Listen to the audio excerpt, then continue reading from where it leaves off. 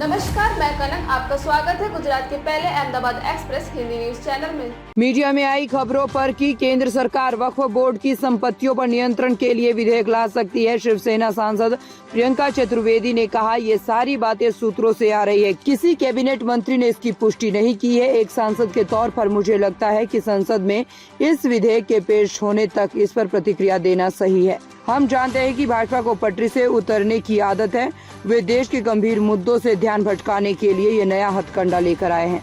देखिए, ये सारी जो बातें आ रही हैं वो सोर्सेज बेस्ड आधार पे आ रही हैं। कोई भी कैबिनेट मंत्री ने इसका पुष्टिकरण नहीं किया है।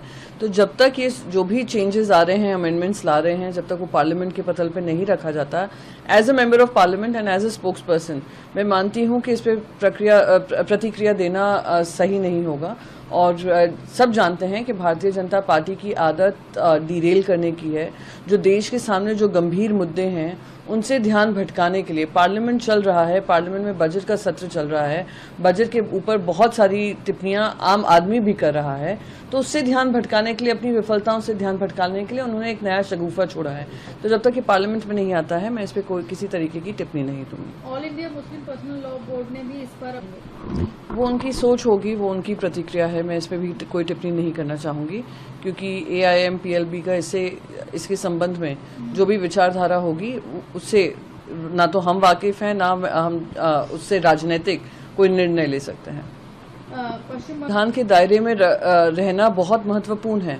इसी के चलते सुप्रीम कोर्ट ने महाराष्ट्र के गवर्नर पे क्या टिप्पणी की थी वो देश जानता है। आज दुर्भाग्य इस बात का है कि कॉन्स्टिट्यूशनल पोजीशन जो है उसको भारतीय जनता पार्टी उसका इस्तेमाल कर कर राज्य सरकारों को काम नहीं करने दे रही, खास करके वो सरकारें जो विपक्ष में हैं। महाराष्ट्र का तो सुप्रीम कोर्ट ने बाकायदा कहा हुआ है, वेस्ट बंगाल में भी हमने देखा है, केरला में भी हम देख रहे हैं, तमिलनाडु में भी देख रहे हैं किस तरीके से उनकी सरकारों को मजबूर किया जाता है, उनके कानून नहीं पास करते हैं, उनके डिसीजंस पे बैठे रहते हैं और फिर इस तरीके के आरोप प्रत्यारोप लगाते हैं।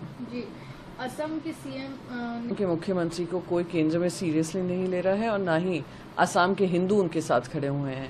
जिस तरीके से वो इररिस्पॉन्सिबली कमेंट्स करते हैं, इररिस्पॉन्सिबल भड़काऊ स्टेटमेंट्स देते हैं इस उम्मीद में कि किसी तरीके से वो एजेंडा सेट कर पाएंगे, वो उसमें विफल हो पाए जा रहे हैं। इसलिए ना केंद्र सरकार में उनकी सुनवाई, ना राज्य सरकार के लोगों पे जनता का भरोसा। तो कोई भी टिप्पणी दें, उसमें हमारी टिप्पणी करना मैं मानती हूँ कि आवश्यक नहीं है। जी, प्रशांत किशोर पढ़े लिखे हों या 10वीं फेल हों, जब तक जनता की सेवा ना करना जानेंगे तब तक जनता की सेवा नहीं हो सकती है, ना बिहार का उद्धार हो सकता है। बहुत सारे IAS अफसर आए जिन्होंने बहुत पढ़ाई की, पर क्या किया, भ्रष्टाचार की वजह से जेल में है। और 10वीं फेल की आप बात करते हैं, बहुत पढ़े लिखे लोग भी। चलिए, आज की खबरों में बस इतना ही। देश दुनिया की ताजा खबरों के लिए जुड़े रहिए गुजरात का पहला Hindi news channel Ahmedabad express के साथ। नमस्कार।